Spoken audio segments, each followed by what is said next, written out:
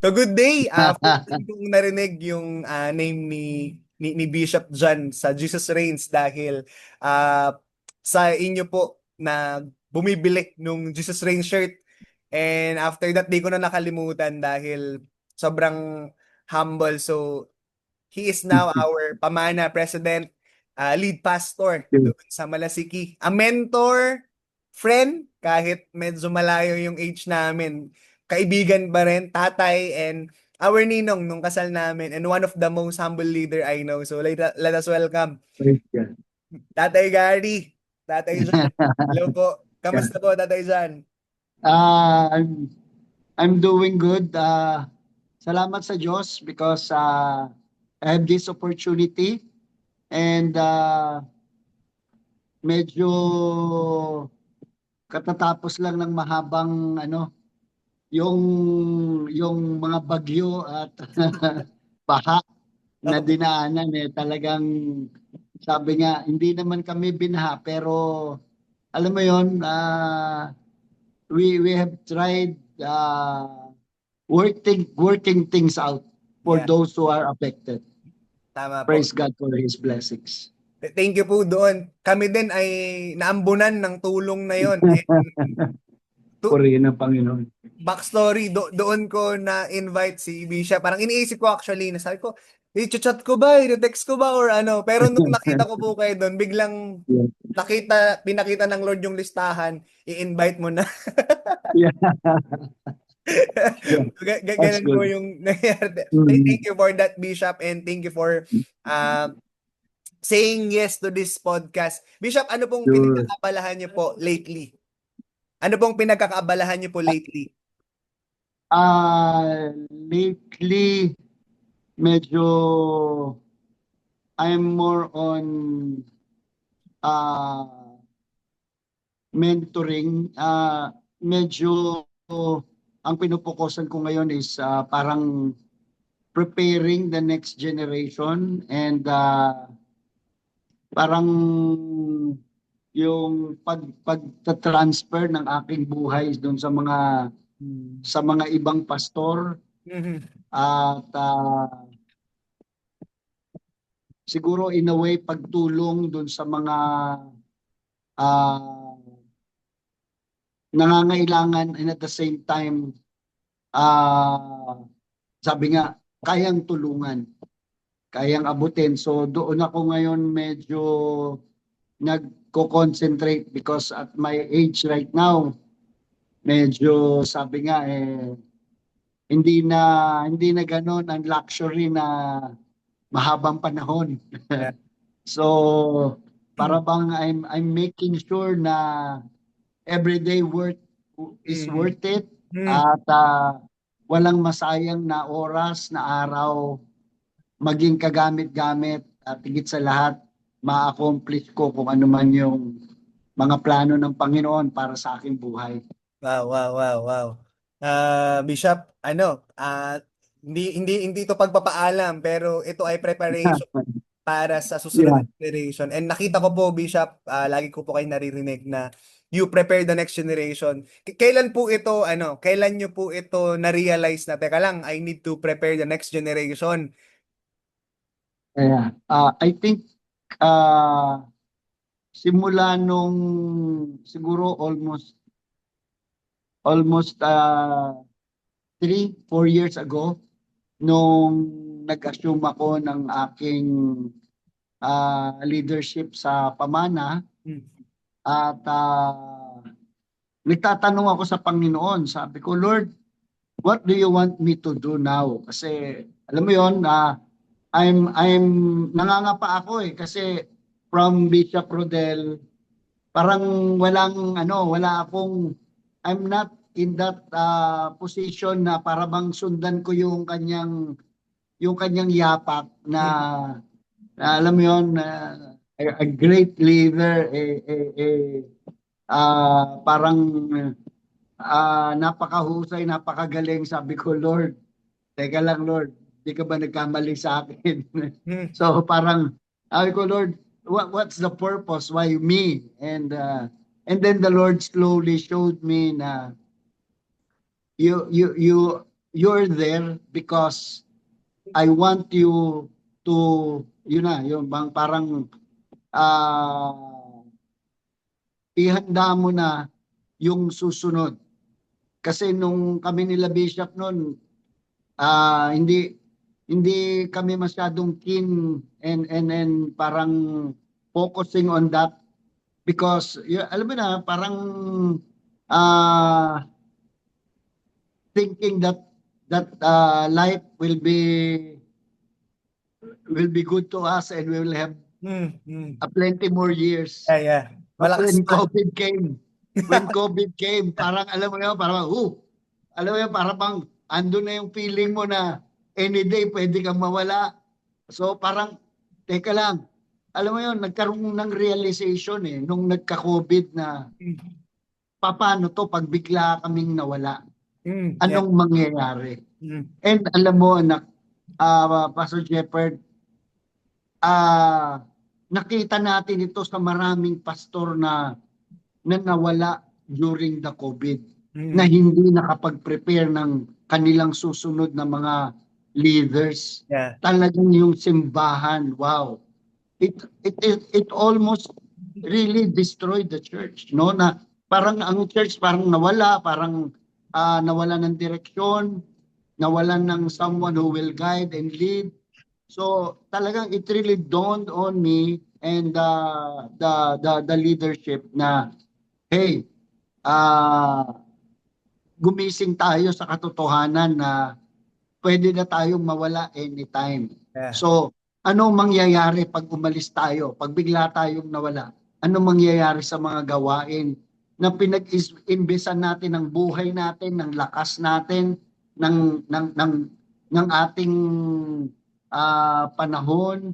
So, parang mawawala na lang ba siya ng ganon? So, kaya talagang nung na-realize namin yun, talagang we're really dead set na talagang gumawa ng lahat ng paraan possible Mm.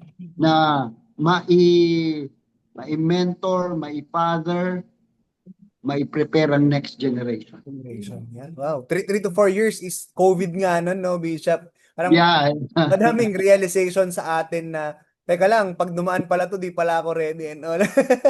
Yeah. Totoo Yeah. yan. Totoo yan. Oo. I hear this Kaya, from, sige po, Bishop, go lang po. kaya talagang sabi nga namin, may plano ang Diyos, why sabi nga hindi tayo napasama doon sa mga nauna na Yes.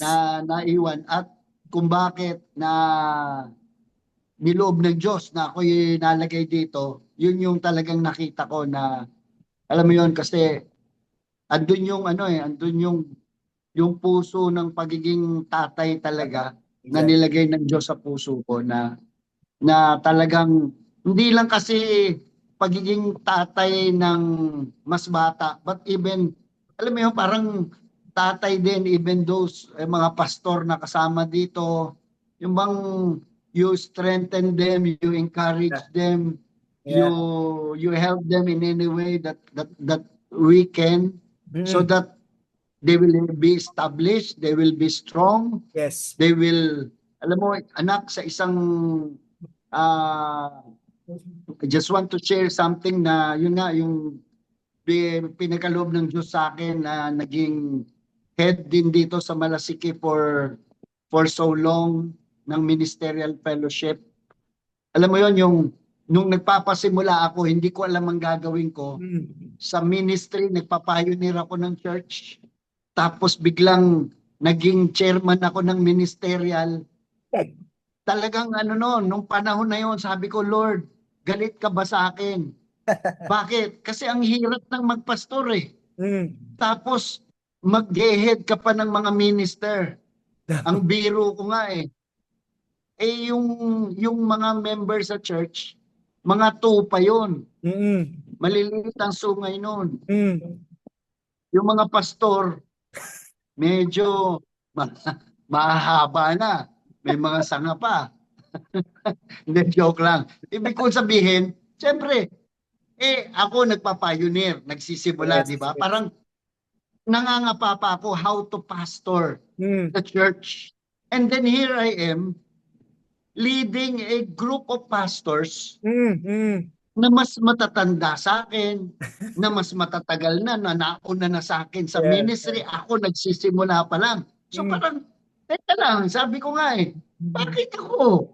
Talagang nag-struggle ako noon, nakikipagbuno ako sa kanila. Sabi mm, ko, hindi dapat ako. Kayo dapat. Sabi mm. ko, kayo.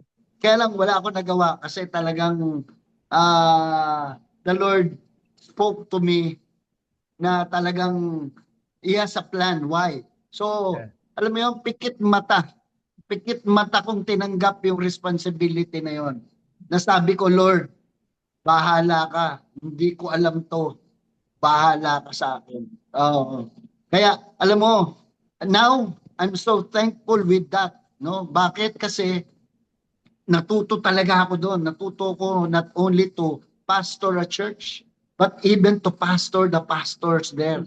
Dito sa Malasiki, talagang bigay ko yung panahon ko, yung oras ko, lakas ko.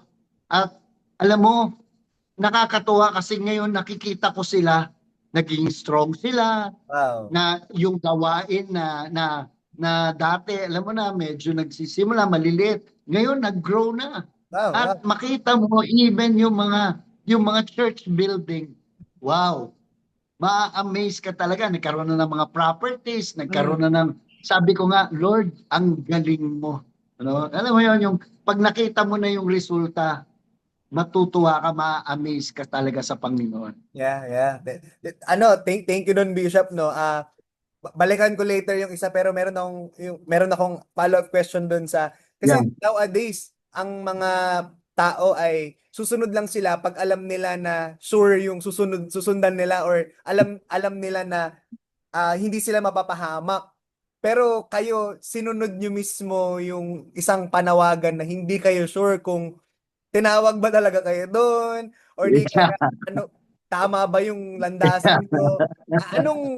Anong tingin yung preparasyon ng Lord sa inyo before doon sa bagay na yon? Bakit kayo nilagay sa sitwasyon na pioneering at the same time maglilid pa ng isang organization? Paano kayo pinrepare Yeah. ng Lord doon? Aha.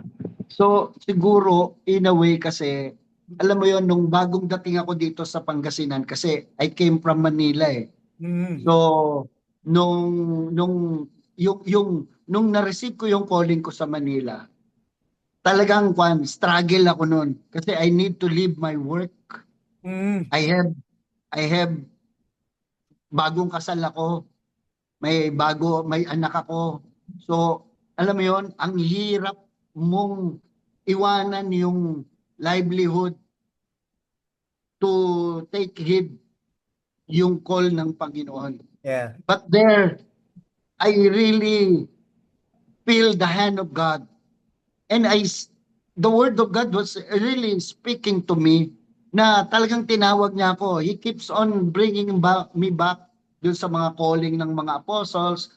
So until one day na alam mo yon nagwo-work ako tapos ako kasi medyo alam mo yon sinusulat ko yung kita ko gano'n. Mm. Tapos kinumpare ko yung aking kita doon sa aking income. Hindi, doon sa expenses namin. Tapos nakita ko, mas malaki yung expenses namin kaysa sa kita ko. Sabi ko, teka lang, paano nangyari yun? Paano nangyari? Mas malaki yung expenses namin. Alam Yeah. mo, nag-speak ang Lord sa akin doon. Mm. Sabi niya, bakit? Akala mo ba yung trabaho mo bumubuhay sa'yo? Hindi. Ako bumubuhay sa inyo. Wow, wow, Di wow. ba? The Lord is our provider. Alam Exactly. mo na, yun talaga, what really spell the difference na, sabi ko, sige Lord, total, ikaw naman pala bumubuhay sa amin. Iwanan ko tong trabaho ko, susunod ako sa iyo.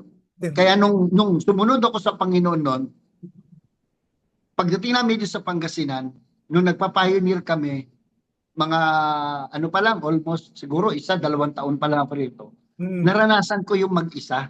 Mm. Ang hirap. Kasi yung mga kasama ko nasa Manila, Tapos alam mo na, established na yung sa Manila. Tuwing pupunta ako doon, makikipag-meeting ako, nanliliit ako. Kasi alam mo yon, wala akong may report na maganda. Sila ang Yeah. gaganda lahat ng report nila. Mm. Samantalang dito sa Pangasinan, no, nung napasama na ako doon sa ministerial, nakita ko pare-pareho lang kami. Mm. Pare-pareho mga sitwasyon namin. Mga mukha kaming kawawa lahat. Sabi nga namin, wow, pastor, naka-BTEC ka. Ha? Alam mo ba yung BTEC nun? Bitikleta. BMW yung alam ko. By means of walking. Oo. Alam mo na, yung noon, alam mo yun, yung bang, parang ang binilagay ng Lord sa heart ko, naranasan mo yung ganyang hirap Mm. nung wala kang fellowship, wala kang kasamang mga pastor. Yeah. Alam mo ang kalagayan nila. Mm. Ano mangyayari sa kanila pag hindi mo tinanggap yung responsibility? Mm.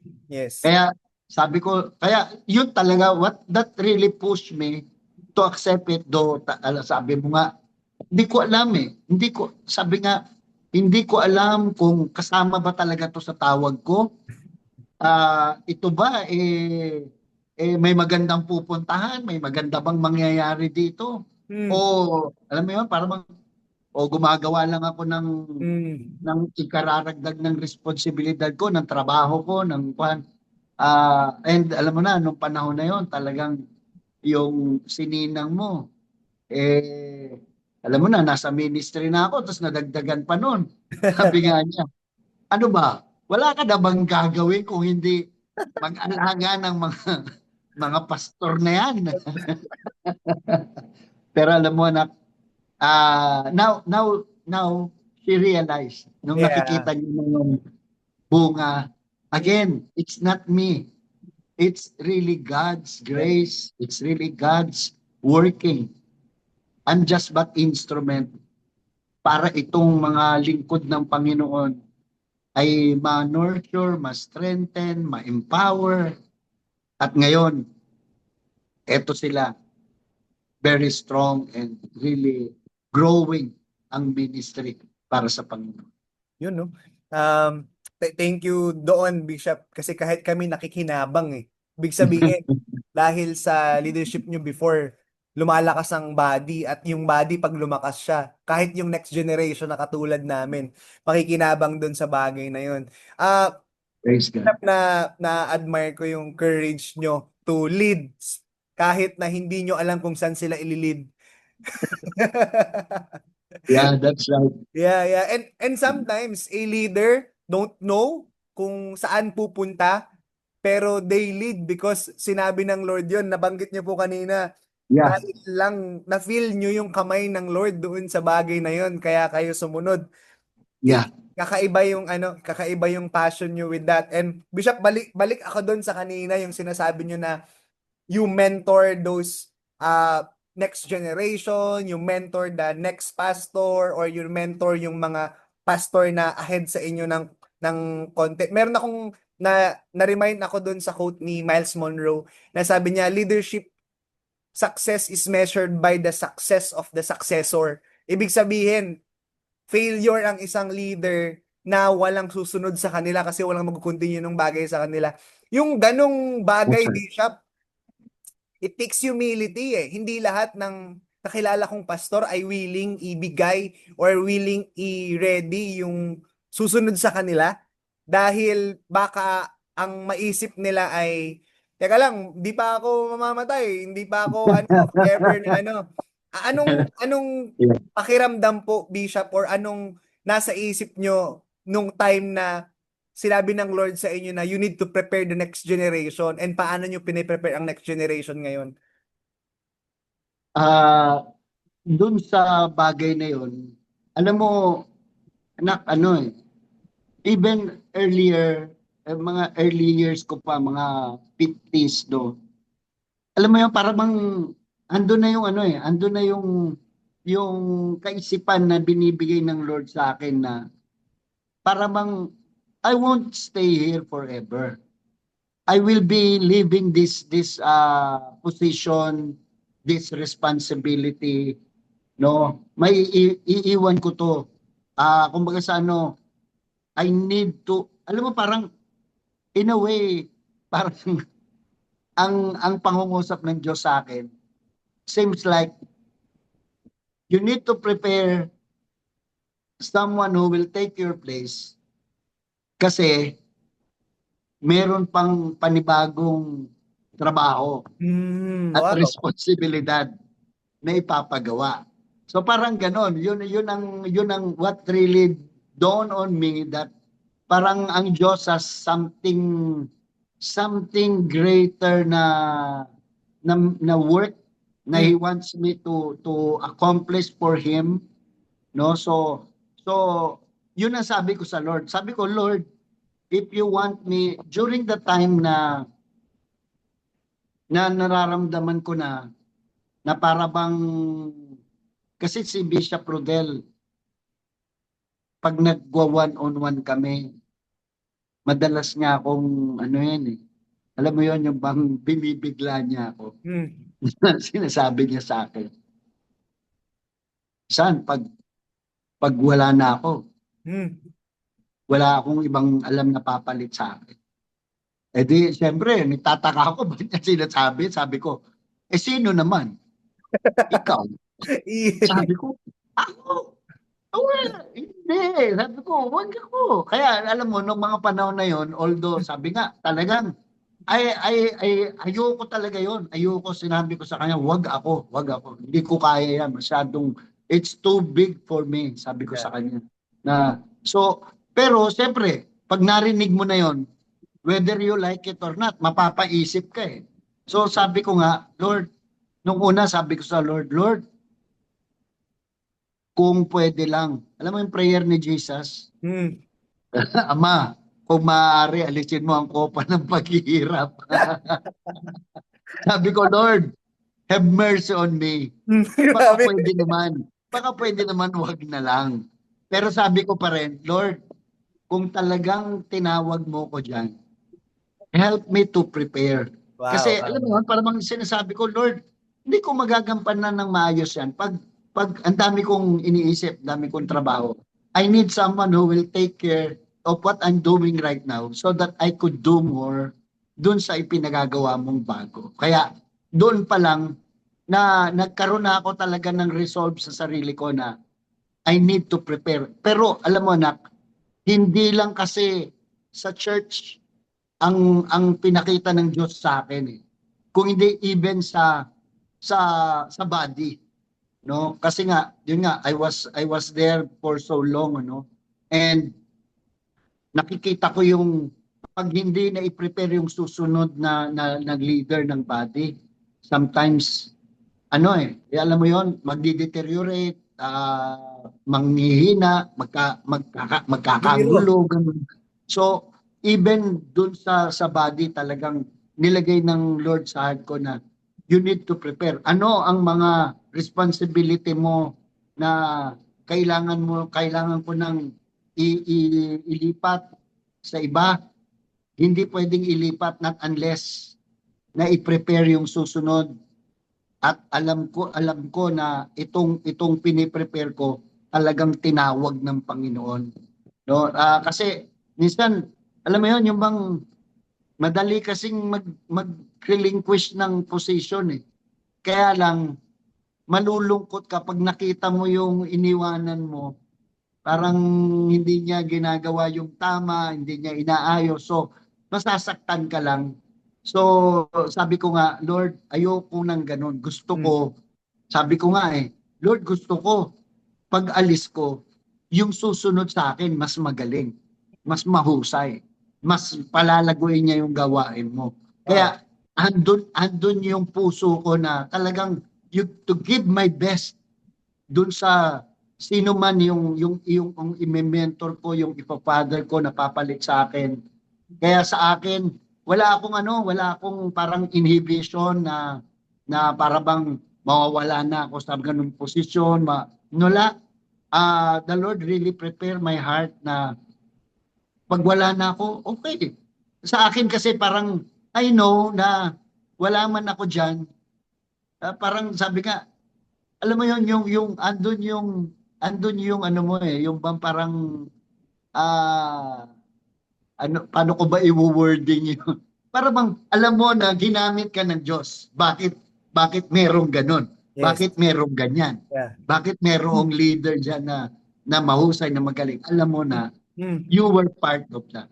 Yeah. Sa akin, sa akin yun yung great reward eh. Mm. Yung nagamit ng Diyos yung buhay ko to prepare itong mga susunod na generation, susunod na mga leaders, and that they will do well even more than what I have done. Wow, wow, wow. Bishop, nakakarinig ako ng ano eh, multi-generational na calling. Kasi yung calling nyo, alam nyo na hindi lang sa inyo eh. Your calling is alam nyo na magpapatuloy kahit Yeah, wala na kayo kasi ang tumawag sa inyo si Lord eh. Na ang yeah, that's right. mensahe, hindi ako yung magaling, pero may isang magaling na kailangan nating ipagpatuloy lagi. That's right. Ano, na-amaze ako doon sa ganong perspective sa leadership. Bishop, isa pang narinig ko, you are parang looking for someone na magpapatuloy ng ginagawa nyo. Ano yung mga qualifications na yon ng isang disciple or isang anak na tinitingnan nyo Yeah. para pag-downloadan ng meron kayo? Mhm. Ako kasi, siguro based on my experience, number one talaga yung ano eh, yung meron siyang calling. Talagang tinawag talaga siya. Yun ang hindi natin pwedeng ano yun, i-compromise yun, yung calling. Number one calling. Kahit hindi yan magaling, kahit hindi yan parang pino pa, magaspang pa mano, pero pag naramdaman ko na may calling yan, bibigay ko yung sabi nga, bibigay ko yung buhay ko para mahubog siya, para maturuan siya, masanay siya. Kasi ah yung hindi natin pwedeng i-compromise ang calling. Marami ang nakita ko na all these years that I've been in the ministry na medyo hindi naging maayos ang takbuhin, hindi naging maayos ang ministry, ang buhay, kasi hindi maliwanag ang calling. Mm. So for me, number one qualification yung calling. Yeah. Once na may calling yan, ano yan, sabi nga, 100% yan, mag-a-accomplish yan para sa Panginoon. And secondly, yung ano, learner. Dapat learner siya. Yung willing siya na magpaturo, magpatuwid. Alam mo yon, yung bang para bang ah, willing siyang willing siyang Mag- mapagalitan. Teachable, Bishop. Teachable yung ano. Oo, Yeah. Willing teachable. mapagalitan. Teachable, yeah. Dapat, kasi normally yan eh, di ba? Na napapagalitan, nasasabihan ng kwan. So, kailangan meron siyang willingness eh, na sige, turuan mo lang ako, sige. Kung kailangan mo akong pagalitan, sige, pagalitan mo ko. Ganon. At yung ano, yung committed, no? Committed, dapat pag nag-commit talaga siya, wholehearted. Hindi pwede yung oo ngayon, bukas hindi. Ay, mahirap yun pag mga ganon. So, and ano, siguro isa rin sa mga importante doon yung bang meron talaga siyang burden, burden for the ministry, burden for the work, no? Kasi hindi madali eh. Napakahirap ng ministry. Hindi ko ito, kumbaga sa ano, I'm not making highlight of it, pero sa totoo lang talagang mahirap ang ministry, no? It's not an easy task. It's not an easy responsibility, knowing that ang pinag-uusapan natin dito eternity, ha. Hindi ito hindi ito temporal things. At ang pananagutan hindi tao, sa Diyos, Yes. no? Kaya ang bigat eh. ang bigat, pero alam mo, isang natutunan ko sa ministry, masaya. Mm. Mahirap ito pero masaya. Oo, kasi maki doon sa ministry na mahirap, makikita mo kung paano gumawa ang Diyos. Makikita mo kung paano tayo samahan ng Panginoon doon sa mga hard times, doon sa mga sitwasyon na hindi ko na alam ang gagawin ko. Makikita ko na lang yung kamay ng Diyos gumagawa at itinatawid kami doon sa sitwasyon na yon. Wow. So many experiences like that na talagang, if not with God's grace, talagang I don't know Mm. kung saan ako ngayon. Nasa talaga ng Lord, no? Bishop, na-note ko, apat na C doon sa sinabi nyo. First is the calling. Second Yeah. is the learner, which is coachable. Yung Uh, coach. Tapos pangatlo, na, committed. Pang-apat, yung sinasabi nyong burden, ginawa ko siyang care. So, apat na C. Calling, coachable, committed, and those people who care doon sa ministry na yeah, bigay ng Lord. yeah, that's good. Ito, That's good. Bishop, madalas tanong ng mga kabataan at the same time yung mga may calling na tinatakasan Mm. nila. Paano mo malalaman kung meron ka bang calling talaga or miss call lang yun? Anak, siguro, to make things clear, no? All Mm, of us has a calling. yeah. Why do I say that? Because if we study the Word of God, the Holy Spirit that has been given to us has been given as gifts. Mm, And those gifts are for the calling. Para sa calling yun eh. Kasi mhm, kung wala ka namang calling, what's the use of the gift? mm, No? So the gift of the Holy Spirit is mainly to fulfill the calling of God in our lives. Kaya lang, we have different callings. Kaya ang importante ngayon dito, ma-discover kung ano talaga yung calling. Kasi minsan, alam mo yun, para bang tayo yung pumipili minsan ng calling natin. No, hindi po natin pwedeng piliin yung calling natin. yeah. Alam mo anak, ako at the very first, siguro nung mga unang mga linggo, buwan ng pagiging Kristiyano ko way back 1985, nakikita ko yung pastor namin. Alam mo, sabi ko, Lord, wag mo kong tatawagin pastor. Mapapahiya ka sa akin, hindi ako susunod. Oh, sabi ko yan, sa loob-loob ko ha, sa loob-loob ko. Bakit? Ayaw. Ayoko nun eh. Ayoko nun tumatayo sa harap, yung nagtuturo ka. Ayoko nun. Mas gusto ko yung maglinis ng kapilya, maglinis ng CR. Yun ang gusto ko, yung mga behind the scene. Ayoko nung nasa harap. Pero, yun na nga eh. Ang calling ko, magpastor. Pumunta sa harap. So, yung grace ng Lord, yun ang nagbigay sa akin ng lakas ng loob Mm, para ma-overcome ko yung takot ko, yung hiya ko, yung mga kahinaan ko, para kayanin kong tumayo doon sa harap. So, dito, anak, importante na willing tayo to really accept whatever yung calling na binigay ng Lord sa atin, no? Siya yung nagbibigay ang Holy Spirit nagbibigay ng gift, but it is God who's calling us to the ministry. So dapat maintindihan natin, makilala natin ang sarili natin doon sa mga gifts natin, and then maiangkop natin yan. Kasi hindi nagkamali ang Diyos. Kung ang gift mo pastoring, ang calling mo pastoring din. Magkasama 'yan. Hindi mm, pwedeng ang calling mo apostleship, mm. ang gift mo pastoring. Hindi pwede 'yun, magkakagulo 'yun, no? So, dito importante yung yung kasi ako nung una hindi ko alam ang calling ko eh. Nung pumunta ako dito sa Pangasinan, alam ko lang tinawag ako. Mm. Pero hindi ko alam kung ano yung calling ko.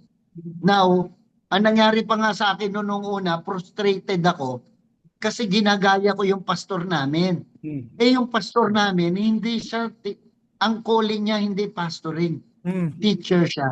Mm. Teacher siya. Although he is a pastor, pero ang calling niya teacher. Ang gifting niya sa teaching. So, noon ngayong nandito na ako, dito ko ngayon na-realize, dito na pinaunawan ng Diyos sa akin, sa pag-aaral, sa pagdi-discover ng mga giftings, doon ko na-realize na I'm not a teacher, I'm a pastor. So Wow. I don't need to imitate my pastor kasi hindi pareho ang calling namin dalawa. Teacher siya, pastor ako. Yeah, So yeah, I yeah. need to be myself as a pastor na alam mo na, ang pastor mag-alaga ng tupa, alagaan sila, protektahan sila, mahalin sila, i-correct at kung kinakailangan i-review, no? So, yung calling, importante yan na parang alam mo yun, i-discover. Nadi-discover yan eh. There are ways to discover the gifts.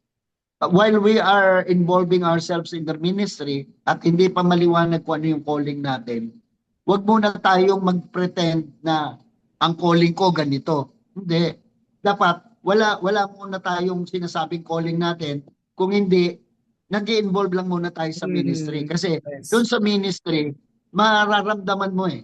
Mararamdaman mo kung saan ka tinatawag. Kung Mm. saan yung, kasi yung heart mo eh. Yung heart natin will lead us doon sa kung saan tayo tinawag ng ating Panginoon. Agree, agree. Bishop, Yes. ano, aha moment sa akin yung sinasabi nyo na lahat tayo may calling. Kasi most of the time, ang calling ay nilalagay lang doon sa pastor. So, we all Oh, have calling. And as you said, Bishop, na pag teacher ka, then maging teacher ka. Pero, yeah. Bishop, di ba may mga teacher na pastor, pero may mga teacher na teacher lang. Anong pinagkaiba po nun? I think kasi nga yung teacher kasi magaling silang mag-articulate ng word of God. Alam mo, ang galing nilang ipaliwanag, ang galing nilang ituro, napakaliwanag. Kaya lang hindi sila marunong mag-alaga ng tupa. Hindi katulad ng pastor. Mm. Kasi ang mga teacher, walang tiyagaya mga yan. Sorry sorry. Pag Hindi ayaw sila mo, ayaw patient. mo. Oo, gano'n. Bahala ka sa buhay mo. Pero ang pastor hindi. Talagang aalagaan niya yan. Kaya nga, di ba, kahit nag-go astray, hahanapin niya yan. Pag may Mm. Mm. nawawala, hanapin niya yan. Kasi yung puso niya, di ba? The shepherd knows his sheep. And sabi nga, he knows them, he knows them by name. Yeah. Kilala niya yan. Oo. Why? Kasi ang pastor kasi kuan yan eh, relational. Very relational. Pag pastor ka, very relational ka. Oo.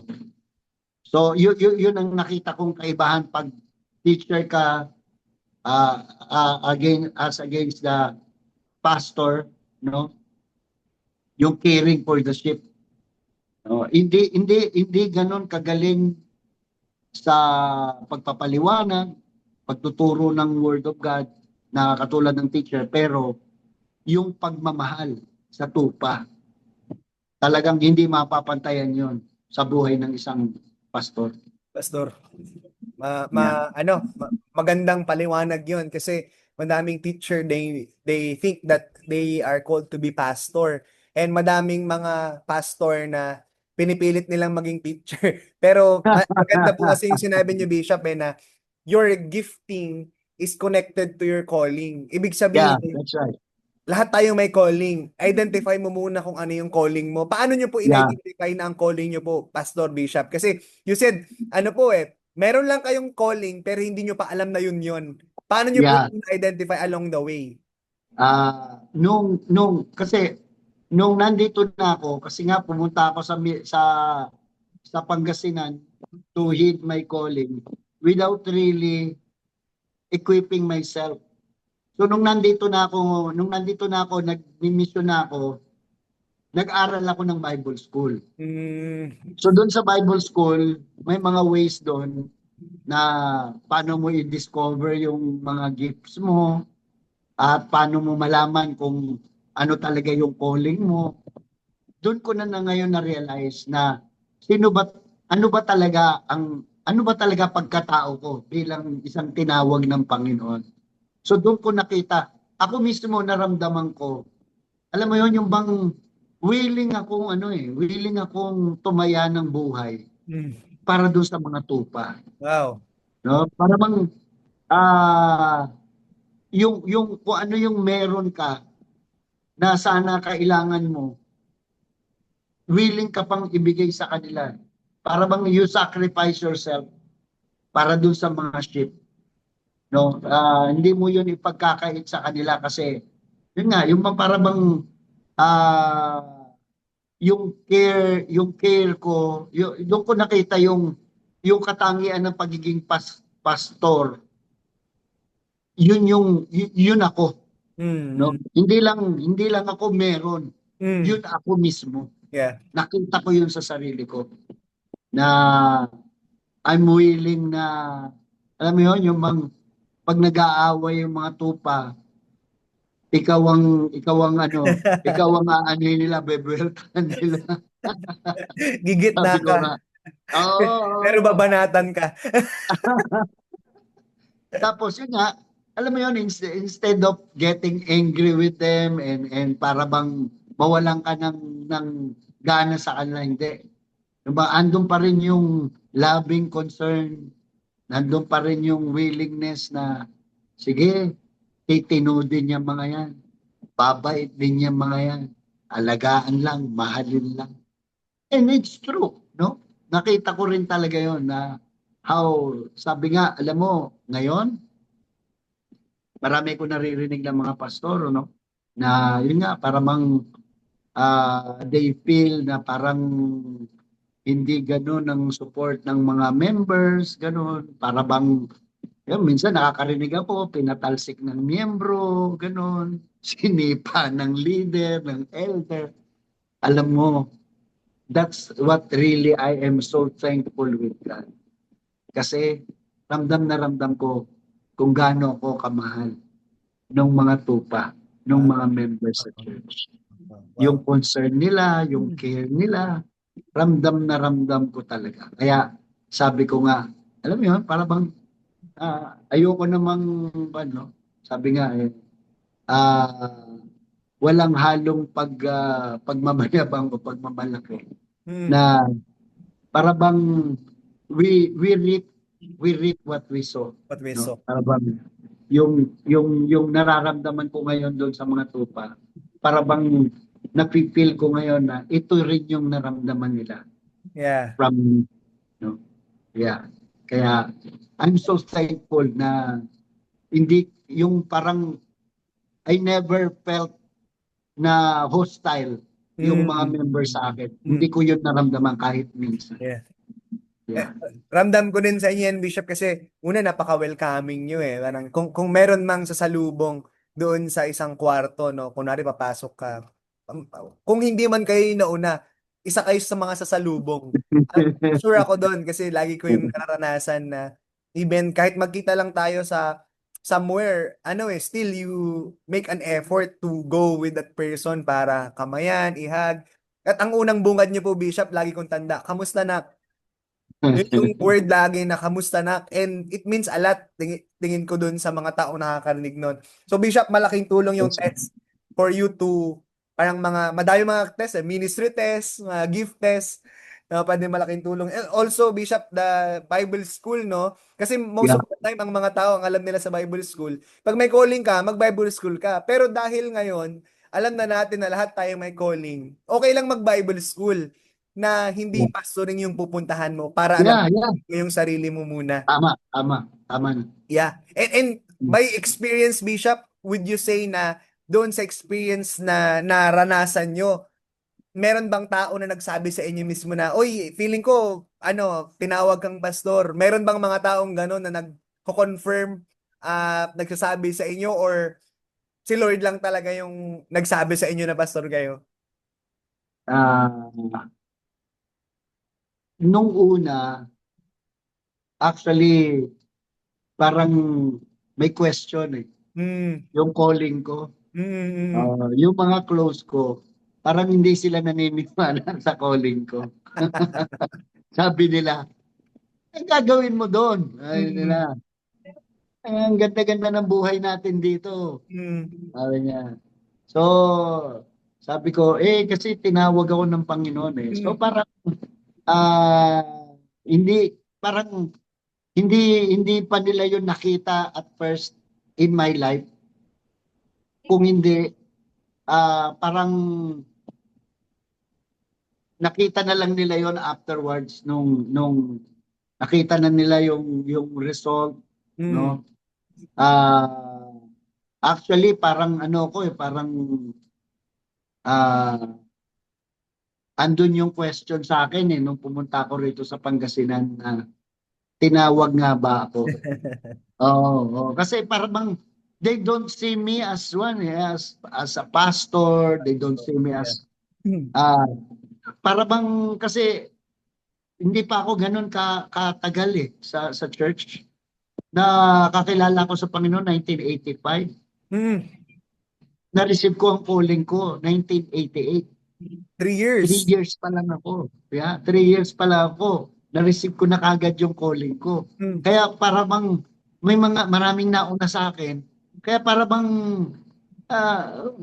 bang pag tinitingnan ako, parang I'm not yet that ready, I'm not yet that matured enough, I'm not that equipped. And I admit it to myself na talagang hindi ako pero because of yung alam mo yun, para sa akin kasi I was so I was so parang passionate with the Lord na sige Lord, kung talagang saka alam mo yun yung naramdaman ko kasi nung nagwo-work ako nung mga panahon na yun na talagang tinatawag na ako ng Panginoon, unti-unti nang nawalan ako ng gana sa work. At ang gusto ko, mag-share ng word, mag-minister, mag-counseling, mag-pray doon sa mga may problema, mga may sakit. Andun na yung heart ko. Kaya doon ko na nakikita mukhang hindi na ako dito, Mm. mukhang one. Ngayon, yung nagsabi siguro na magpapastor ako o pastor ako, ganun, parang wala akong paalam. Parang Minsan, walang nagsabi sa akin yeah, yeah. noon. Yeah. Nobody told me that. Uh, Wala, yeah, bago po but sa akin yun. Parang isa po kayo sa first time kong narinig na walang nagsabi na may calling kayo, pero you hear it from the Lord and you walk doon sa sinabi yeah, na meron kang yeah. calling. Kasi Kaya ako, nowadays, sige po, Bishop. yeah. Kaya ako nung una, alam mo yon, yung bang andun yung andun yung aking pag-aalinlangan Mm. Na alam mo yun, parang wala man lang nagko-confirm, wala man lang nagsasabi sa akin. Parang alam mo yun, parang ah, tinawag ba talaga ako? Walang good job, Ah, Bishop. Walang good job. ah, Ay, ang ganda, galing. pero sabi ko nga, alam mo yon, kasi somebody told me na sabi para mang inadvisean ako, if you believe you are being called by God, ask God for a word. And Mm. if the Lord speak to you through His word, hawakan mo na yon. Actually, sabi niya, mamatay ka na doon. Kaya nung nahawakan ko yung word ng Lord in Genesis chapter 31 verse 3, nung sinabi ng Lord kay Jacob, go back to your father's Mm. land, to the land of your relatives, and I will be with you. Wow. Yun na yun. Yun na yun. Kaya sabi ko, Lord, sige, sa pangako mo yan, Lord, sasamahan mo ko. Mm. Mm. Kaya nung nandito na ako, alam mo yun, yun lagi kong pinangahawakan. Sabi ko, Lord, tinawag mo ko ang liwanag ng salita mo. Yeah. Tinawag mo ko rito. And then, nung nakikita ko na yung unti-unti na nagliliwanag na, yung calling ko, yung ministry, gumaganda na, ay doon ko na ngayon nagdoon sa akin na kasama ko nga si Lord. Wow. It is the Lord Hmm. who made all these things. Wala akong pwedeng ipagmalaki, wala akong pwedeng sabihin na katangian ko, kakayanan ko, wala. Hmm. It's purely Yeah. the grace of God. Yeah, yes po, Bishop. Na-amaze ako kasi Bishop, I know how passionate you are doon sa ginagawa niyo. And doon sa sinasabi niyo na word from the Lord. Ano yun eh, it means a lot eh. Kahit di niyo sabihin, basta sinabi sa akin ng Lord, susundin ko. And also yung gana, Bishop, parang hindi, tingin ko po sa inyo, hindi po kayo nawawalan ng gana sa pinapagawa ng Lord eh. Pero once na nawalan kayo ng gana doon sa trabaho, tingin ko, ano yun, there's something in it na, teka lang, I need to let go of this one and mag-obey na dun sa ano. Sabi ng isang That's right. quotation, Bishop, you don't have to be ready. Just obey. Yeah, At hindi na yun tama. normal, Bishop, sa panahon ngayon. Sometimes, hindi, kailangan ko muna maging ready. Hindi, tapusin ko muna yung trabaho ko, ipunin ko muna ito, kailangan ko muna mag-business and all. Tapos, tsaka ako mag-obey. And, saludo po ako doon, Bishop, kasi, ano na yun, ngayon, looking back doon sa experience nyo before, hindi ko po makikita yun eh, na wala kayong calling, na walang nag-affirm sa inyo, na walang hindi ko alam kung may nagme-mentor ba sa inyo that time. Pero look at you now, Bishop, hindi mo siya mapapansin. Hindi siya kita sa inyo. Bishop, may time po ba na gusto niyo po bang ito na lang, alam ko meron naman. Ilang beses niyo na pong tinry na sumuko doon sa calling na binigay ng Lord sa inyo? Ah, Actually, ang naalala ko once lang, once. Once lang. That was siguro mga 6 months na kaming nandito noon sa Pangasinan. Hmm. And alam mo yon, yung napagod ako ng gusto, para bang na burnout na ako, na wala na ako nakikitang maganda. Hmm. Wala na, talagang puro problema. Tapos yung gawain, Yeah. hindi wala kang makitang paglago, wala Hmm. kang makitang ano. So tapos siyempre yung kalagayan namin, dahil yung support ay kulang na kulang. So dumating ako sa punto na ang talagang naging problema ko noon is that hindi pa maliwanag sa akin yung tawag. Hmm. Oo. So, kaya nung panahon na yon na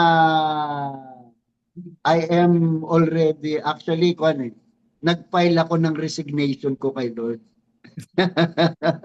Sabi ko kay Lord, Lord, tama na.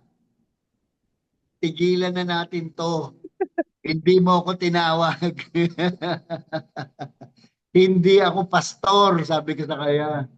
Oh, tama na 'to, Lord. Maawa ka na sa akin. So, alam mo 'yon, almost half day, wala akong ginawa kundi umiyak, nang umiyak, nang umiyak, nang umiyak. Umiyak lang ako ng umiyak. Talagang binuhos ko lahat yung mga sakit, sama ng loob, mga tampo, mga hinanakit, mga hirap, masakit. Talagang iniyak ko lahat, tinudo ko lahat, binigay ko lahat. And then, nung natapos na ako, the Lord, the Lord, impressed on me. Sabi ng Lord sa akin, o tapos ka na. Sabi sa akin ng Lord, tapos na yung mga mga drama-drama mo. Yung mga emote-emote mo. Yeah. O sige, eto, sasabihin ko nang sa ngayon sa'yo, tinawag kita. Ah, so, ngayon, after that, ano ng Lord sa akin? Eh, kaya ka nagkakaganyan, kaya ka pagod, kaya ka hirap na hirap, kaya ka walang nakikitang resulta. Kasi you're doing it your way, sabi ng Lord Oh, sa akin. yeah. Oo. Kaya sabi ng Lord sa akin, this time, you do it my way, sabi ng Lord. Sumunod ka lang sa akin. Akong bahala sa iyo. O yun na yun. And the rest was history after that. Tapos ang Oo. boxing nung Tapos ang sumunod sa boxing. Diyos. doon, Malinis. doon, doon anak, doon ko na talaga narinig at na-confirm, tinawag ako. Hmm. Nung narinig ko yung tinig ng Diyos, yung impression ng Lord was so strong in me.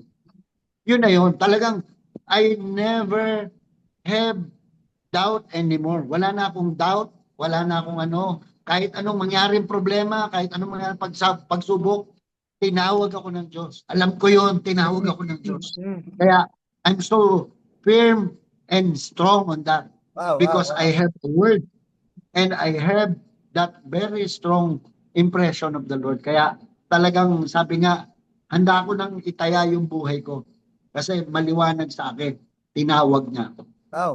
Wow. Turning point yung situation na yun, Bishop, dahil after that, ano na, nag-surrender na kayo sa kagustuhan ng Lord. Ma- Yeah, malaking bagay, Bishop, yung sinabi niya na there is a burnout for those people that they are doing things on their own. And yeah. Totoo tingin yan. ko, Bishop, ito, madalas to na usapin ng mga generation namin. How to prevent burnout or how to bounce back from burnout. Ano yung ginagawa ni Bishop sa mga sitwasyong ganun? Ang burnout kasi, kwan magkasama na yan magkahalo na yan na physical tsaka spiritual. Hmm. Na kung saan, alam mo yon yung bang sobrang pagod na ng katawan, hindi na nakapagpapahinga, kulang na sa tulog, minsan pati kain, kulang na rin, ganon. So, tapos yung spiritual, no? Yung bang wala nang time to really have devotion and quiet time na umupo sa Panginoon and just to listen sa Lord. So sa akin kasi, parang ano na yun ramdam ko na yon pag dumarating na yon, no? Pag nagkakasunod-sunod yung aking mga hectic na schedules. So, minsan kasi hindi mo maiwasan yon talagang kailangan So, ang ginagawa ko, right after nung hectic na schedule ko, hindi ako tatanggap ng schedule niya. Magpapahinga lang ako. Pahinga lang ako. I'll just spend time with the Lord dito sa bahay. Sa bahay lang ako, matutulog ako. Babawiin ko yung mga puyat ko, yung mga pagod ko. Kakain ako ng maayos. And then, I'll stay here sa office. Makikipag-commune ako sa Lord. Hingi ako ng panibagong lakas. Lord, alam mo yun, aaminin ko sa Lord, Lord, napagod ako, nahirapan ako, na masyado akong naging abala, napabayaan kita, hindi na ako nakakapag devotion and quiet time. So, uh, merong ano yan, first na ginagawa ko dyan, repentance. Nagre-repent ako. Sinasabi ko sa Lord, Lord, I'm sorry. Nagkamali ako. Nagawa ko itong mga bagay na ganito, ganito. Kaya eto ko ngayon, pagod na pagod. Wala magulo ang isip. So I start asking the Lord to parang heal me and parang ibalik yung aking lakas, ibalik yung tamang direksyon ng aking isip, yung puso ko, yung alam mo yun, ah, parang alam mo kasi malaking similarity ng relasyon natin sa Lord, yung relasyon sa asawa. Hmm. Di ba, minsan nagiging busy tayo, we don't have Yeah. time with them. Di ba? So, importante na after dun sa business, talagang maging intimate tayo ulit sa kanya. yung intimacy, maibalik natin kagad yung intimacy natin sa Lord. Kasi ang Lord lang ang makaka-heal ng ng burnout. Hindi yan mai-heal ng kahit na anong gamot, vitamins, or any medical wala. Ang burnout, number one is a spiritual yan. Kasi parang yan parang ah alam mo yun, parang sumubo tayo sa bakbakan na hindi natin kasama si Lord, nabugbog tayo. Kaya parang iyak tayo, balik tayo kay Lord. Lord, binugbog ako, Lord. Lord, gamutin mo ako. Parang gano'n, yung bang we let we let ourselves to be true with God na ano yung mga kahinaan, ano yung pagkukulang, and then we let God now heal us. As he said in Matthew 11, sabi niya, di ba? Yung mga napapagod, nabibigatan, lumapit kayo sa akin at Agree. kayo aking Opo. pagpapahingi. Wow, We wow. need to rest. Alam mo anak, that's one thing na aking kumbaga sa iuutos sa lahat ng mga Christians, pastors, workers, leaders. There should be rest. There should be rest. It's it's it's really ito medyo strong ito. It's a sin not to rest. Yeah. Agree, Bishop. It's a sin not to rest because if you want to do more, recharge. Kailangan mag-recharge sa presensya ng Lord. Bishop, medyo curious lang ako sa part na to kasi you are more than ilang years na po kayo sa ministry? Parang 30 plus? 36. 36. Curious ako, Bishop, how do you spend time with the Lord? Ano yung mga Ah, tawag nila dito, ano yung mga ritual? Ano yeah. yung mga bagay na Ah, pwede naming matutunan in your private time with the Lord? ang ginagawa ko, kaya ako pupunta dito sa office kasi I want to be detached sa sa labas. Ma-detach muna ako dun sa maraming gumugulo sa isip ko, yung maraming gumugulo sa isip ko, yung maraming problemang dala-dala ko, ah, at yung sometimes yung mga pagkukulang ko, yung mga pagkakamali, pagkakasala na aking nagagawa, no? Parang inaalala ko yon para bang I start remembering or reminiscing saan ako saan ako saan kami naghiwalay ni Lord, saan na ako medyo na nalihis. Babalikan ko yon sa isip ko, i-reminisce ko yon, and then from there yun I would ask the Holy Spirit to really give me, alam mo yun, para ipaunawa sa akin yung aking mga pagkukulang ko, mga Mm, pagkakamali ko, mga kapabayaan ko sa sarili ko, yeah. sa family, no? And then from there, I start now to ask forgiveness, no? And then I'll ask now the Lord to pour out His love. Hihingin ko ulit yung love niya. Sabihin ko, Lord, gusto ko uling maramdaman yung pagmamahal mo, yung yakap mo. Alam mo yun, there are times na niyayakap ko yung sarili ko. Mm, Na, alam mo yun, pag nandito ako sa office, and I started my communion with God, I do a lot of things na as if the Lord is really here wow. with me. Na we're just talking, and then pinipil ko yung presence niya, pinipil ko kung paano niya ako, alam mo yun, para bang kino-comfort, and ni-strengthen. At unti-unti nararamdaman ko yon, yung parang yung bigat na dala-dala ko ay unti-unting gumagaan, and then yung magulo kong isip nagkakaroon ng peace, no? And then ano yun iba-iba yan hindi walang walang uniform yan iba-iba. Pag umupo na ako dito, there are times na the Lord will lead me to worship Him. Mag-worship ako, magpe-praising ako,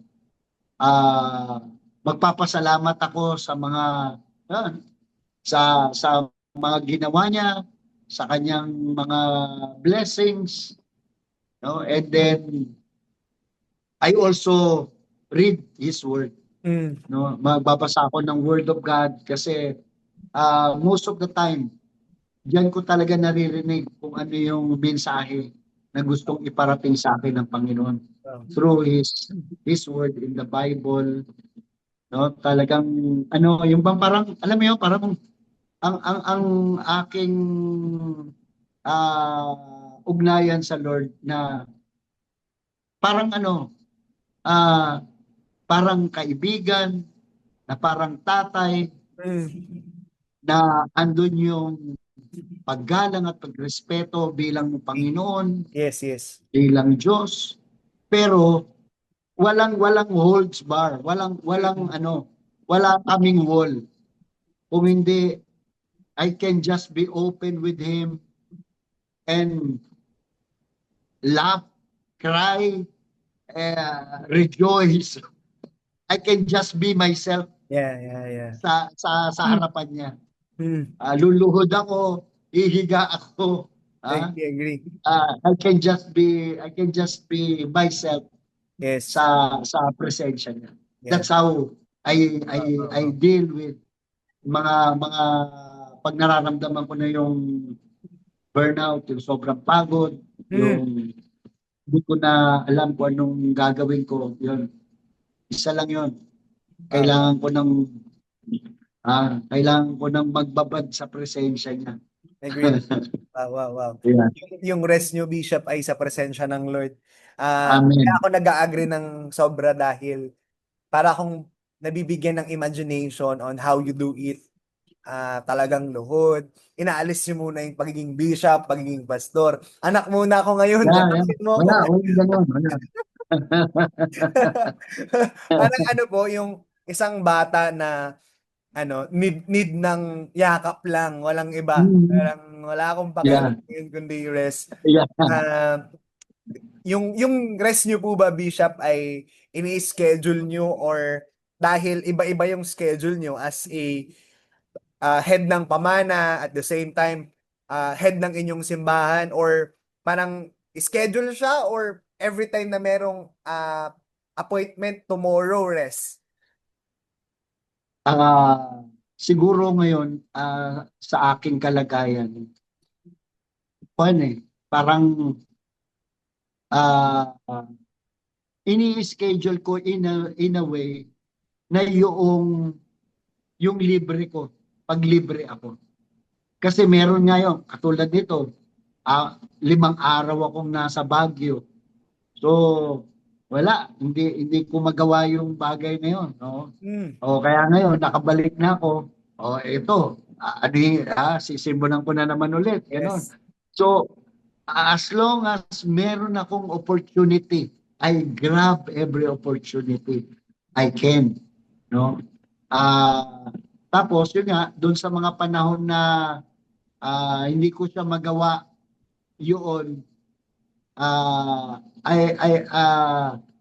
nag-aano lang ako. Kumbaga meron akong pa konti-konti. Kasi yung talagang resting ko sa presence ng Lord, yan? It takes really a lot of time.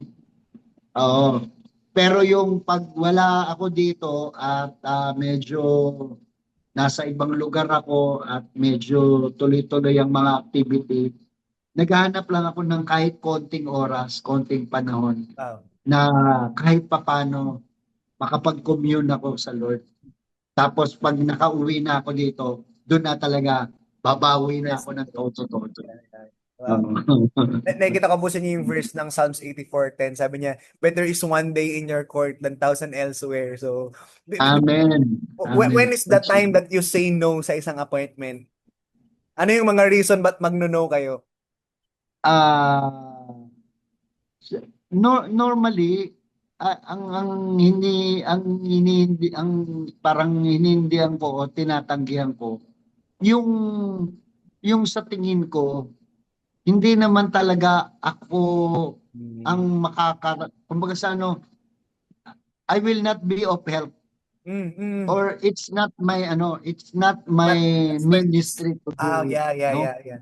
Yeah, yung pag nakikita ko na hindi naman talaga hindi naman ako ang ano diyan eh. Oh, I would rather na beg off na lang ako na you just find someone kasi hindi kasi alam ko yung capacity ko eh. Alam ko kung ano yung kaya kong gawin at hindi ko kaya, aminado na ako doon. Mm. So, pag alam ko na hindi ko na kaya, yun na yun. I just give it up. I just tell them na I'm sorry. Tsaka kwan, ang madalas kong nagiging reason bakit ako tumatanggi sa mga invitations and ministry opportunities pag ito ay magko-conflict sa aking uh, family time, family affair. I would rather be with my family. Kasi ito yung binabawi ko pa hanggang ngayon, anak.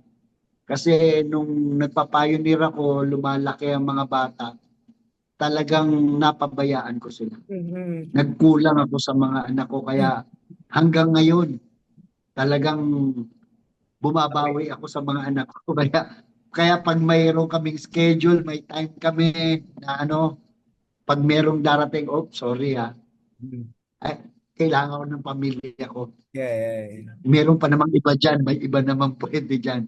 Hindi lang naman ako pwedeng gumawa niyan. Find someone else. Wow, wow, wow. Yeah. Bishop, enlighten nyo nga po ako dito. Kasi madami to eh. Parang, sino ba dapat ang mauna? Alam ko si Lord eh. Parang, what's next doon sa... Yeah.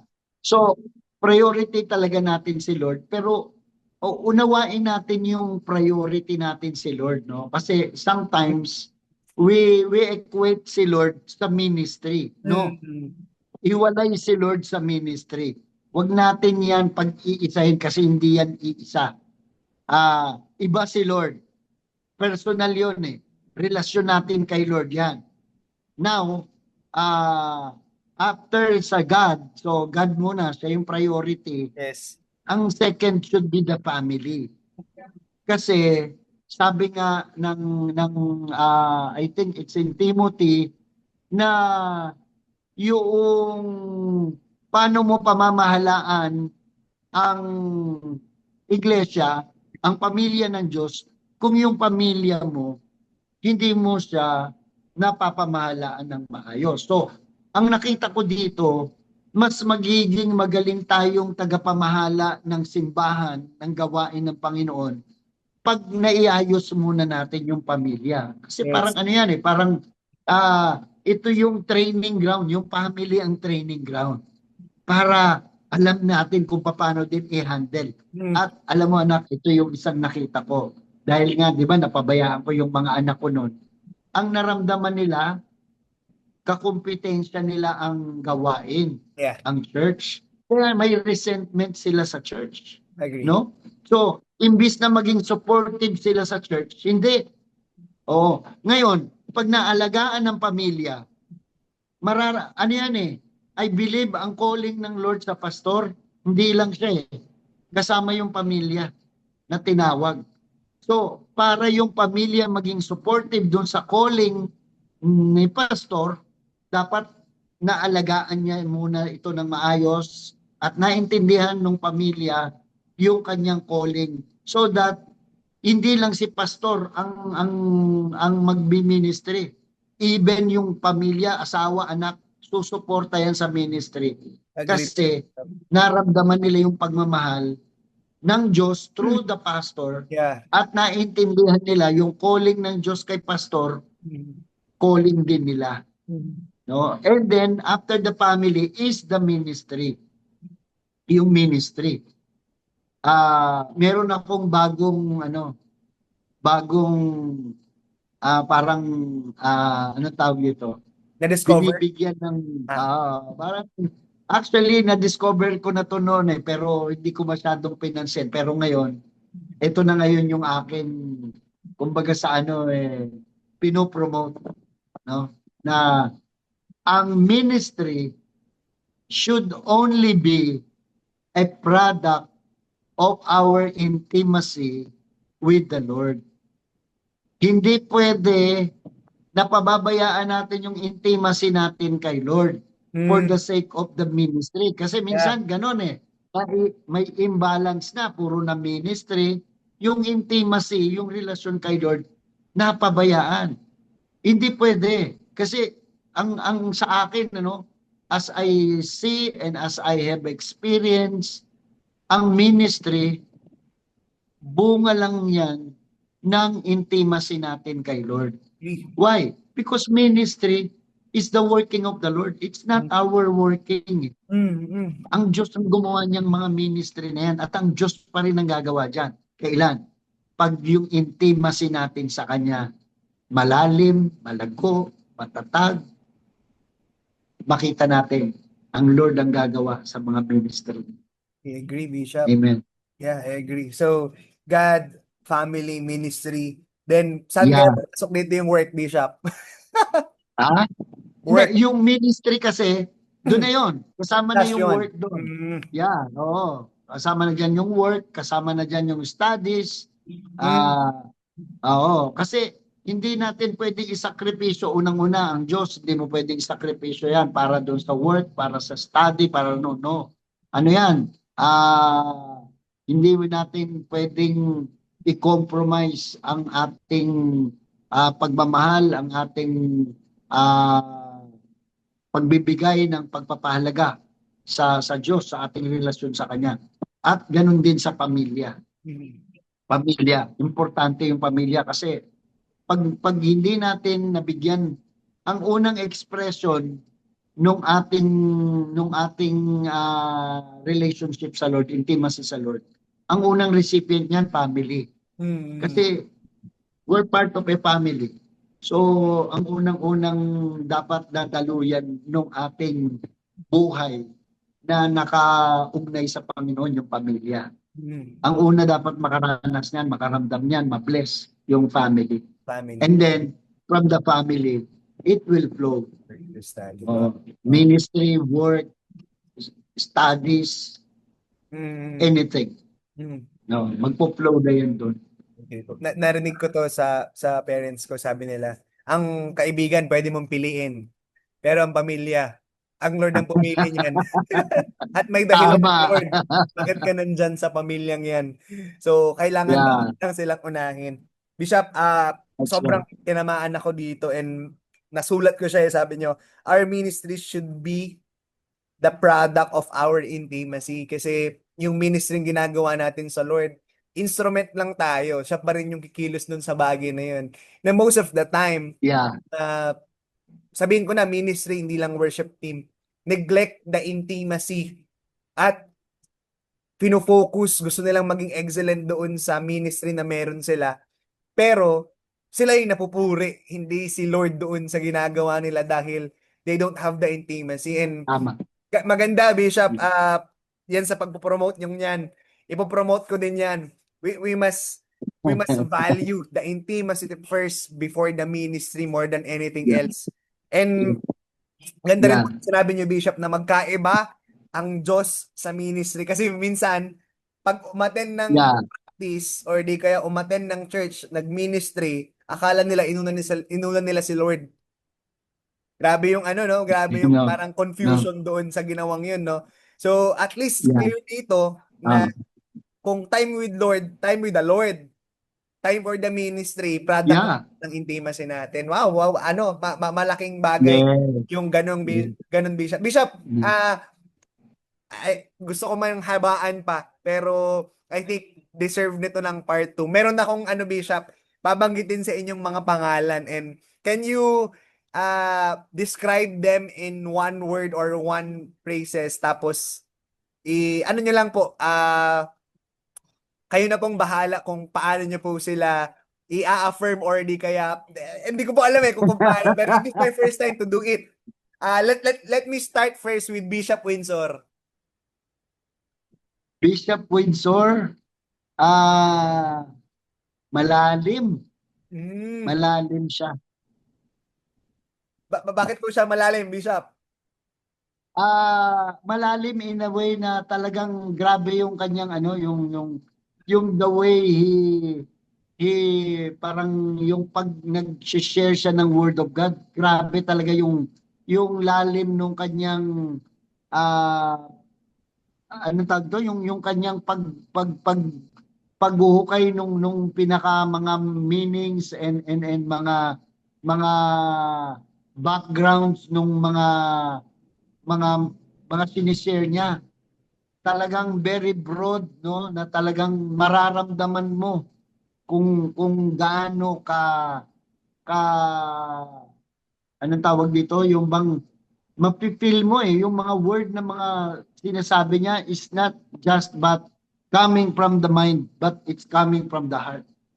Wow, wow, wow. Bishop Windsor, malalim. How about Bishop Mike? Ninong ko ka to, Ninong Mike. Bishop Mike, Jesus. ano yan? Very eloquent. Mahusay mag ano yan, mahusay magturo, talagang versatile. Versatile siya, talagang he can adapt to any kind of audiences. Versatile, eloquent. How about Bishop Rodel? Bishop Rodel, si Bishop Rodel, very strong. Very strong. Yun ang talagang masasabi ko sa kanya. Very strong siya. Even in everything, yung pagiging strong niya in everything, in his sharing of God's word, in his decision making, talagang ano yan, yan ang isang bagay na masasabi kong hinangaan ko talaga sa kanya na when he decide on it, talagang ano yan, ipaglalaban niya yan, talagang tatayuin niya. Wow, wow. Very strong. Wow, very strong. Yeah. And ano rin, pwede ko rin sabihin na ano, loving. Wow. Very loving. Para magkaiba yan, no, Bishop? Strong and loving, pero napagsama. Yeah. Napagsama siya kay Bishop Rodel. How about his wife, si Nanay Marcy? Si Mami Mars, ano siya, a typical loving and caring, supportive mother. Yeah. Kaya ako, yun ang turing ko sa kanya, kaya tawag ko doon, Mami Mars. Mami Mars. Mami Mars. Mami ko yun. Ano yun, no? It's an honor na tawagin ka ng isang bishop na nanay or tatay dahil meron sila ng something sa'yo. How about, meron na lang ba ako ditong mga 5 bishop? How about Pastor Tim? Si Pastor Tim, nakikita ko sa kanya, he's very passionate, and he will do everything to achieve yung goal niya. Wow. Para bang he will not give up on it. Parang whatever it takes. Yeah, whatever it takes. Yeah. Talagang ano yan, ipaglalaban niya. Wow. Ano po, Pastora Tess? Pastora Tess, alam mo, madalas akong madalas niya akong nilalagay sa hot seat. Bigla binubulaga ako nun lagi. Sasabihin niya sa akin lagi, Ano ba sinasabi ng Lord sa'yo? Bibigla na lang ako, ha? Ano to? Ano sinabi ni Lord? Yung ano siya, a typical ate na caring Mhm. and also corrective. Corrective. Oo, corrective siya. Iko-correct ka talaga niya at saka, alam mo yun, para bang ipupush ka niya. Ah, kung ano yung bagay na sa tingin niya ay parang doon ka o yun yung makakabuti sa'yo, Mm. ipupush ka niya doon. Wow, wow, wow. Mm. Grabe yung ano, no? Grabe yung mga taong nakapaligid sa inyo. How about Ninang Elizabeth? Yung aking may bahay, ah, very supportive. Uh, Yeah, actually hindi ako yung magaling eh. Siya yung magaling. mm, mm. Ako naggagaling-galingan lang ako. Hindi, alam mo, sabi nga, I'm not here right now if it's not for isa siya sa talagang ginamit ng Panginoon Oh, kasi wow, wow. she's so uh, she's so loving, Mm, caring, mm. patient kasi dumating kami sa mga panahon na nagkasakit ang father ko, ang mother ko, kasama namin dito ang lola ko. Mm. Inalagaan niya lahat 'yon. Yeah, Oo. grabe. Tapos mga magulang niya, no? Talagang kwan siya, yung bang, ah, alam mo yun, yung bang, ibibigay niya lahat yung kaya niya Yeah, yeah. para, alam mo yun, katulad ko, sa buhay ko talagang siya yung, naging lakas ko nung mga panahon na nangihina ako. Siya yung, nagpatatag sa akin nung panahon na I was I was giving up and siya yung naniwala nung panahon na walang naniniwala sa akin. Grabe. Oo. Grabe, grabe. Oo. Ano, At siya grabe rin yung yung... number one critic ko ngayon. Mm, mm, mm. Yeah, yeah, And yeah. I love that. Wow, wow, wow, wow. Kung meron mang number one fan ni Bishop John ay ang Yeah. kanilang loving wife ang aming ninang. Yeah. Two more, Yeah. Bishop. How about anong pag narinig nyo ang word na champ? Champ, Champ, it get me excited kasi alam ko mga anak ko to at ah, alam mo andun yung aking ano yung para bang alam mo yun parang merong something in me that really parang ang tawag yan, get me excited and going na ito yung mga pinili ng Diyos para ihanda to be the next generation. Ito yung mga susunod na henerasyon ng mga magigiting at mga mahuhusay na mga ah, next generation ng mga leaders Wow, wow, wow, wow. susunod sa amin sa pamana. Praise God. Ano, mangyari sana, Bishop. How about Tamana? Pamana po. Pamana, Bishop. Pamana, ang pamana ah, sa akin ito yung malaking pamilya ng Diyos Hmm. na kung saan ay ito yung pamilya na napakalaki na kung saan ako ay kabilang at ito yung nagbibigay sa akin ng ng inspirasyon at nagbibigay sa akin ngayon ng hamon na lalo ko pang husayan, lalo ko pang galingan kasi itong pamilyang ito ng Diyos ay ah, parang ah, nangangailangan pa ng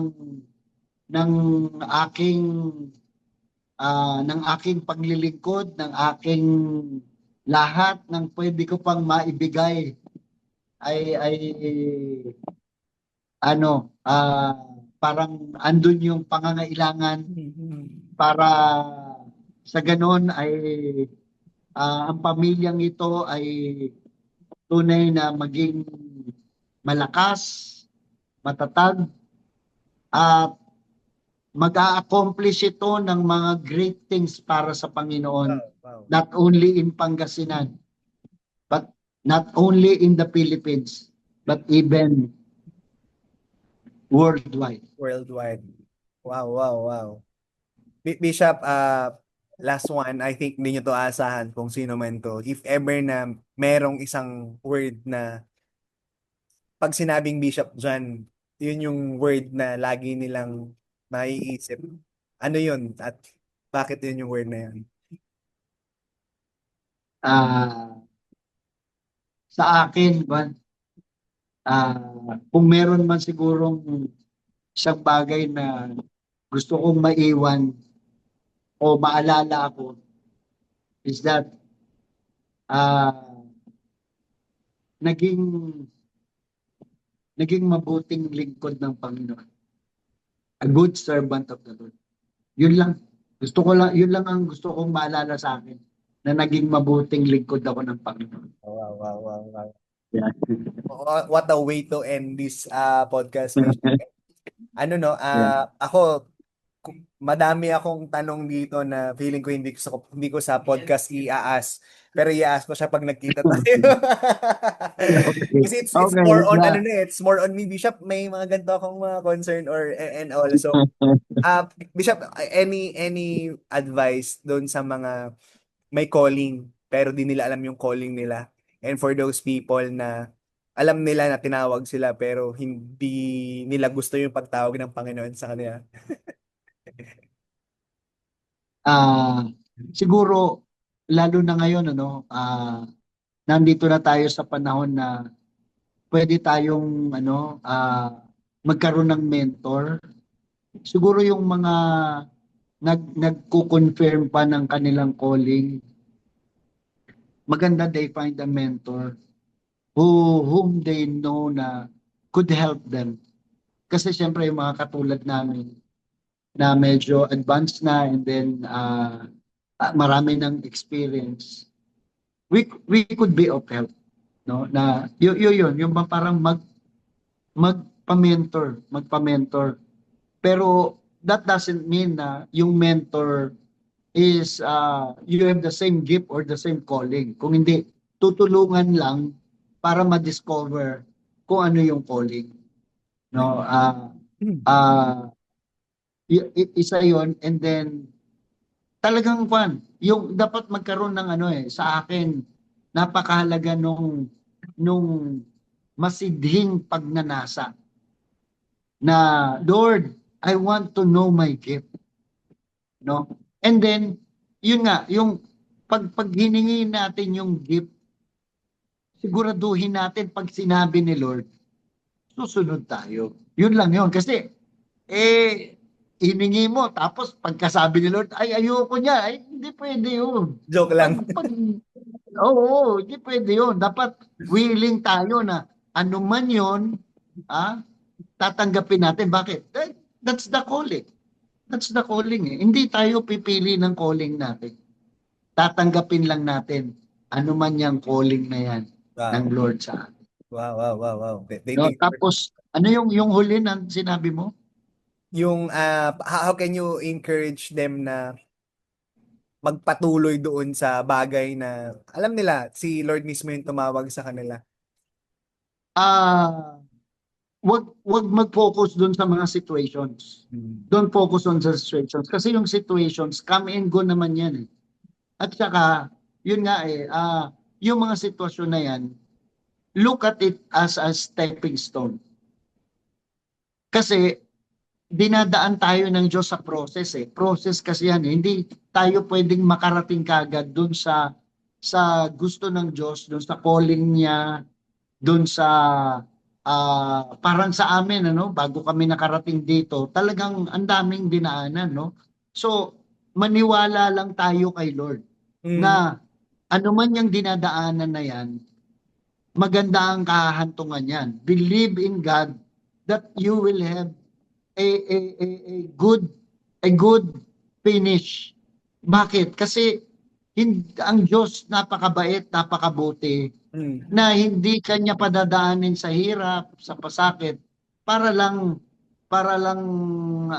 masaktan ka o mahirapan ka o ano. Hindi.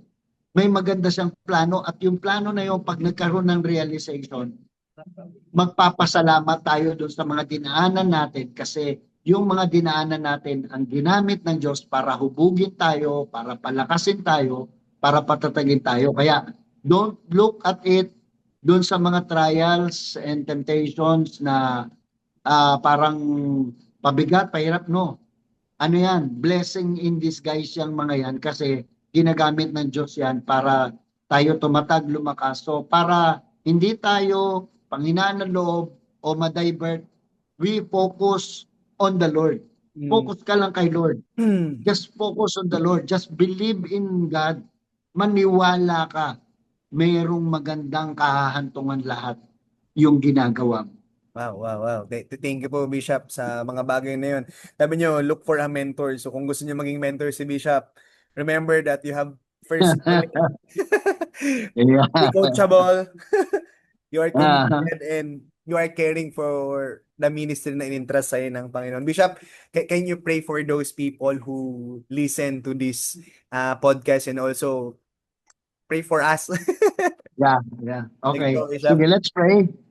Oh, hallelujah, Jesus. We just thank you, Lord, for this podcast, oh God.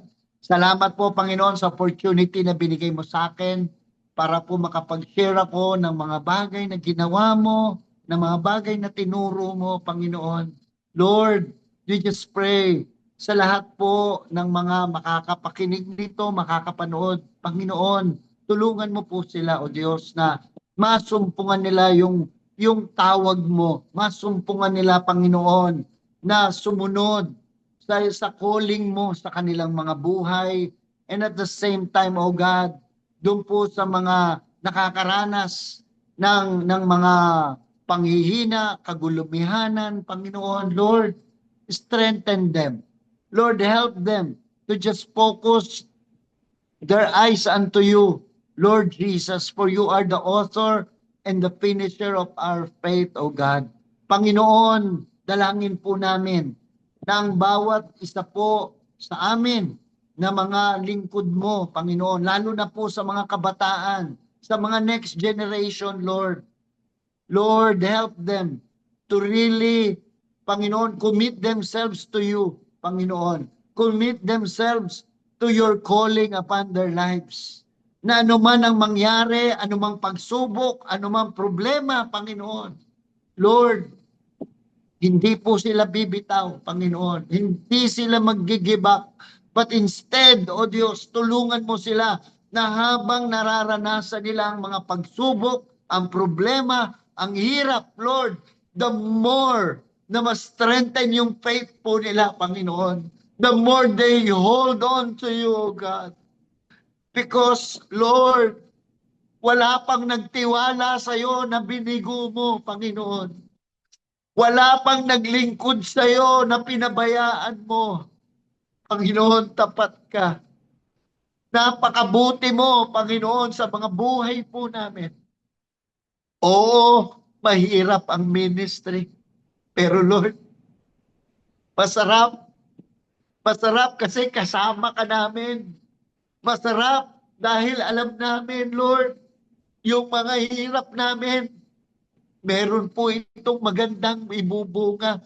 Hindi lang temporary, but eternal, O God. And that, Lord, you are a rewarder. You reward your children, your people, O God, na tapat na naglilingkod sa iyo. Tapat na sumusunod sa iyo. Panginoon, salamat po, O Diyos, sa bawat isa na nagtalaga ng buhay para maglingkod sa iyo, Lord. Dalangin ko po, Lord, ang pagsama mo, ang pangunguna mo, ang patnubay mo at paggabay, Panginoon. At kung sakali man na meron pong mga pagkakataon na nadapa, Panginoon, na nanghina, Lord, ibangon mo po silang muli. Palakasin mo po silang muli, Panginoon, upang magpatuloy, O Diyos. Lord, you are a God of chances, O God. Lord, you don't give up on us. Kung hindi, Panginoon, sabi mo nga, sapat ang biyaya mo, Panginoon. Anumang mga pagkukulang namin, anumang pagkakahinaan namin, anumang mga nagagawa namin, Lord, it doesn't change a thing, O God. But instead, you continue to love us more, O God. Kaya nga, Panginoon, patuloy mo pong ibuhos ang pagmamahal mo sa puso ng bawat isa, O Diyos. Maramdaman po yung yakap mo, yung hipo mo, Lord. Maramdaman yung pong kapahingahan mo, yung kalakasan mo, O Diyos. Yung kagalakan ng aming pong kaligtasan. Panginoon, dalangin po namin, tagpuin mo, tugunin mo ang bawat kahilingan, ang bawat panalangin, ang anuman, O Diyos, na mga kalagayan ng bawat isa, Panginoon. Hindi po maigsi ang kamay mo, Panginoon, para abutin ang mga pangangailangan ito. Ikaw ang Diyos na walang imposible, walang mahirap, Panginoon. Kaya nga, naniniwala po kami, Panginoon, at dinideklara namin ang mga miracles, ang mga signs and wonders, Lord, ang healing, O God, and even, Lord, yung pong mga breakthroughs, O God, let it flow, Panginoon, sa buhay ng bawat isa. Lord, patuloy, Ama, na pagtagumpayin mo ang bawat isa sa anumang mga laban na kinakaharap po namin ngayon. Lord, ikaw ang aming tagumpay, O Diyos. Turuan mo po kami to really, Lord, prioritize you. Put you first, Panginoon. And truly, Lord God, na magbabad kami lagi sa presensya mo, sa salita mo, Panginoon. So that we will be more closer and more intimate with you, O God. At dahil alam namin, Panginoon, na kapag ito po ang nangyari sa buhay namin, Lord, ikaw na ang aayos ng lahat. Ikaw na ang aayos ng aming mga pamilya. Ikaw na ang aayos ng aming mga ministry. Ikaw na ang aayos, Lord, ng mga studies, ng mga work, and everything, Lord, ng concern ng buhay namin. Aayusin mong lahat, Panginoon. Salamat po, O Diyos,